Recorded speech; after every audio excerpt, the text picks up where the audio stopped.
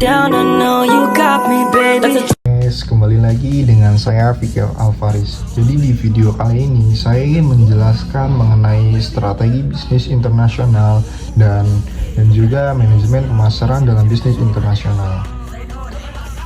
Sebelumnya udah tahu belum bisnis internasional itu apa? Jadi strategi bisnis internasional itu adalah rencana jangka panjang perusahaan untuk mencapai keunggulan kompetitif di pasar global. Strategi ini melibatkan penentuan cara memasuki pasar internasional, mengelola operasi lintas negara, dan juga menciptakan efisiensi dalam rantai nilai global. Adapun untuk jenis-jenis strategi bisnis internasional, yang pertama itu strategi global. Untuk strategi global sendiri, jadi untuk pendekatannya itu harus standar untuk seluruh pasar dunia dengan sedikit atau tanpa adaptasi terhadap kebutuhan lokal.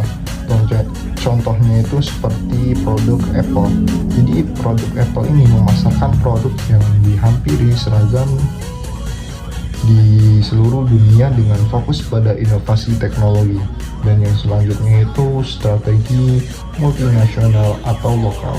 Nah, jadi strategi multinasional ini menyesuaikan produk dan layanan sesuai dengan kebutuhan spesifik pasar lokal. Untuk contohnya sendiri itu seperti McDonald. McDonald itu menawarkan menu khas lokal seperti Mice Pizza Dinner di India. Dan selanjutnya itu strategi transnasional. Jadi strategi transnasional ini menghubungkan efisiensi global dan penyesuaian lokal. Perusahaan berusaha menjadi kompetitif secara global tetapi relevan di tingkat lokal. Contohnya sendiri itu seperti Unilever yang menyesuaikan produk kebersihan sesuai budaya dan kebutuhan pasar setempat. Dan selanjutnya itu strategi internasional. Untuk strategi internasional sendiri itu menggunakan produk atau layanan yang sudah berhasil di pasar domestik untuk diekspor ke pasar internasional tanpa banyak penyesuaian. Contohnya itu seperti Boeing. Boeing ini menjual pesawat yang seragam untuk semua negara. Adapun untuk faktor penentu strategi bisnis internasional sendiri ada 4. Yang pertama itu analisis pasar. Jadi analisis pasar ini kalian harus memahami preferensi konsumen, budaya, dan kebutuhan di pasar internasional.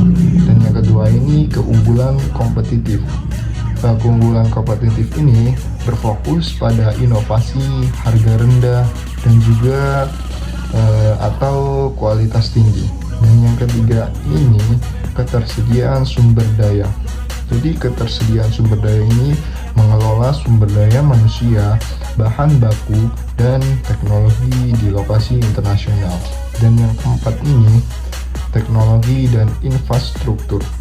Jadi menilai kesiapan teknologi dan infrastruktur di pasar baru. Untuk tahapan memasuki pasar internasional ini ada yang namanya ekspor. Ekspor ini menjual produk ke negara lain tanpa membuka cabang lokal. Dan juga ada namanya lisensi. Lisensi tersebut ini memberikan izin kepada perusahaan lokal untuk memproduksi dan menjual produk. Dan ada juga franchise. Jadi model bisnis yang memberikan hak kepada mitra lokal untuk menjalankan bisnis dengan nama perusahaan internasional. Dan ada juga itu joint venture. Joint venture ini bermitra dengan perusahaan lokal untuk mengelola bisnis bersama. Dan yang terakhir itu investasi langsung.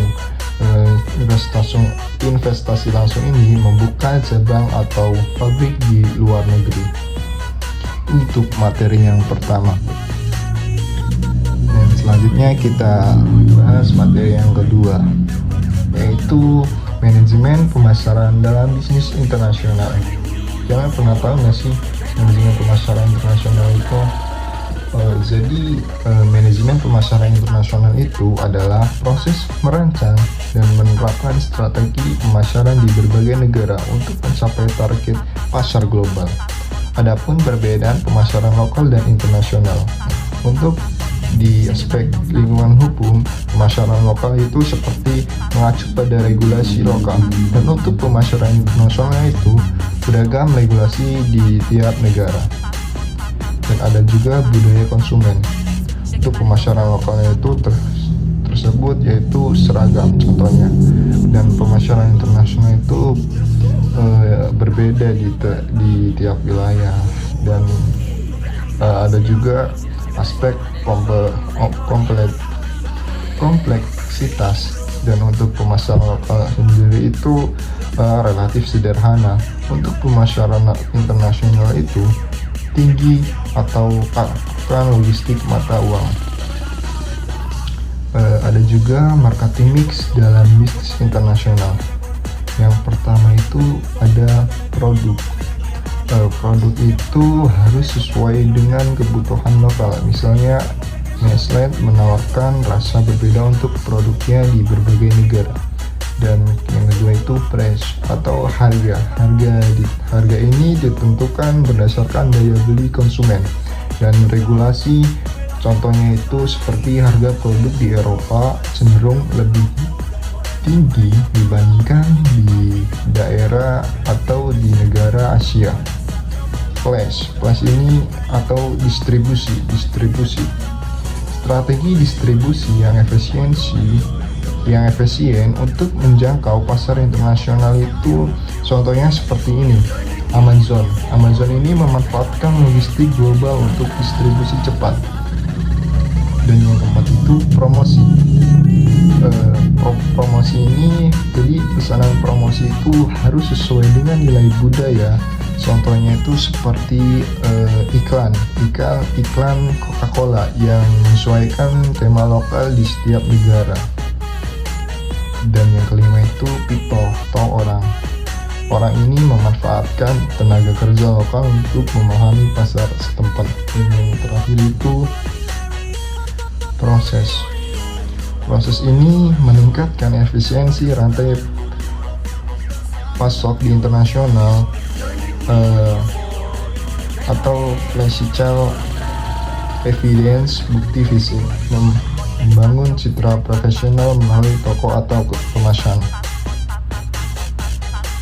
Itu untuk marketing mix dalam bisnis internasional. Ada juga itu studi kasus manajemen pemasaran internasional. Contohnya itu seperti di Starbucks ya. Produknya itu menyesuaikan menu lokal seperti teh hijau atau latte di Jepang.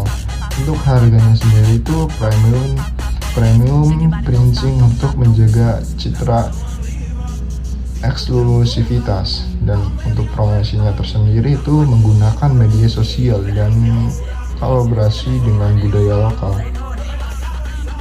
Adapun untuk tantangan dalam pemasaran internasional, yang pertama itu perbedaan budaya dan preferensi konsumen, dan yang kedua itu regulasi yang berbeda di setiap negara, dan yang ketiga itu logistik yang kompleks dan mahal, dan yang terakhir itu keempat fluktuasi. Jadi fluktuasi ini nilai tukar mata uang.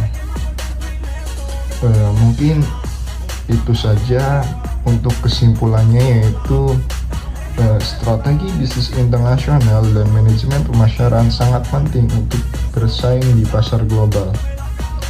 Namun kombinasi inovasi, adaptasi, dan efisiensi dapat membantu perusahaan menganggap peluang internasional.